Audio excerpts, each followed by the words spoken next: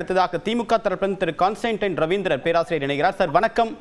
தற்போது சொன்னீர்களே செய்தீர்களா என்ற ஒரு ஒற்றை முழக்கத்தை முன்வைத்து திமுக அரசுடைய திட்டங்களையும் அவருடைய செயல்பாடுகளும் விமர்சிக்கக்கூடிய வகையில் தன்னுடைய பரப்புரையை தொடங்கியிருக்காரு. உங்களுடைய முதற்கட்ட கருத்து என்ன?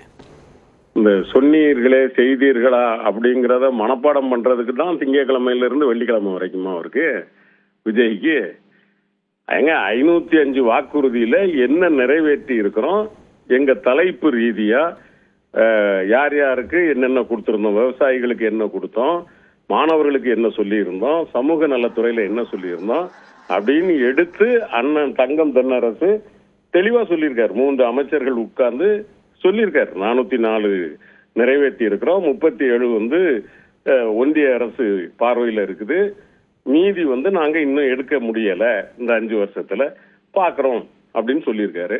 அப்புறம் நீங்க எதையும் நிறைவேற்றலன்னு சொல்றாருன்னா இவருடைய இது அரசியல் சனிக்கிழமை காலையில முழிச்சுதான் பபர் புள்ள இருக்கு. உள்ள நாள் முழுத்தும் பார்த்தா தானே தெரியும். திருச்சியில போய் நின்றுகிட்டு பேசுறீங்களே எதுவும் செய்யலன்னு.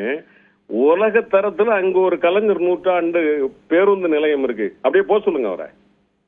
போயிட்டு இந்த பேருந்து நிலையம் தமிழ்நாட்டுல நம்ம கனவு காணக்கூடிய விஷயமான திருச்சி மக்கள்கிட்ட கேட்க சொல்லுங்க.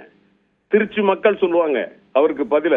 எங்க என்ன பேசுறோம்னே தெரியாம தம்பி விஜய்க்கு நான் ஒரு அட்வைஸ் பண்றது என்னன்னா, 5 நாள் தூங்கிட்டு 6வது நாள் சனிக்கிழமை இந்த ஷூட்டிங் போற மாதிரி அரசியலுக்கு வந்தா நிக்காது தம்பி, படிக்கணும். இது 365 நாளும் அரசியல்ல இருந்தா, அரசியல்ல முக்கியமா ஒண்ணு சொல்லுவாங்க, விளையாட்டா சொல்லுவாங்க, காலாட்டிக்கிட்டே தான் தூங்கணும்னு. அதுக்கு அர்த்தம் பல அர்த்தம். அறிவாளிகளுக்கு அது என்ன அர்த்தம்னா, எப்பவும் விழிப்போட இருக்கணும். அப்படின்னா தான் அரசியல்ல ஜெயிக்க முடியும்.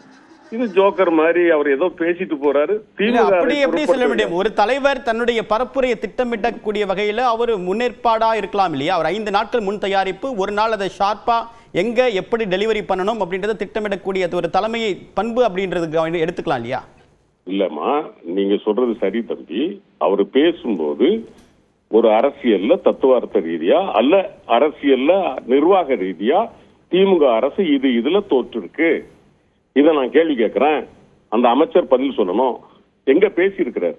ஏதாவது ஒரு இடத்துல சார் கான்கிரீட்டா இந்த கேள்வி, அவருடைய கேள்வி நியாயமானது. எந்த பத்திரிகையாளர் எந்த ஊடகத்திலேயாவது போட்டிருக்காங்களா இந்த மாதிரி அவருடைய கேள்வி இருக்கு அப்படின்னு சொல்லி இதுக்கு பதில் சொல்ல வேண்டியது இருக்கு அப்படின்னு? எதுவும் இல்ல. பொத்தாம்போதும் வந்த பிள்ளைங்க அவங்கள நம்ம குறை சொல்ல முடியாது. 18 வயசுல இருந்து 22 வயசு வரைக்கும், அதாவது நம்ம கண்ணதாசன் சொன்ன மாதிரி வரவுகள் இல்லாமல் செலவுகள் செய்கிற ஒரு கூட்டம் அது. அவங்களுக்கு விஜயை பார்த்த உடனே ஒரு சந்தோஷம் இருக்கும். அதுக்காக எதையும் பேசிட முடியாது. ஒரு தலைவன் அப்படிங்கிறவங்க எந்த இடத்துல நிக்கணுமோ அங்க நிக்கணும். எனக்கு தெரிந்து ஏதோ எழுதி கொடுத்ததில் கூட சரியாக அவர் கண்ணுக்கு படாமல் ஒழுங்காக மனப்பாடம் பண்ணாமல் வந்திருக்கிறார். அடுத்த முறை தம்பி ஒழுங்காக செய்ய வேண்டும் என்று கேட்டுக்கொள்கிறேன். உங்க கருத்துக்களுக்கு மிக்க நன்றி திரு கான்ஸ்டன்டைன்.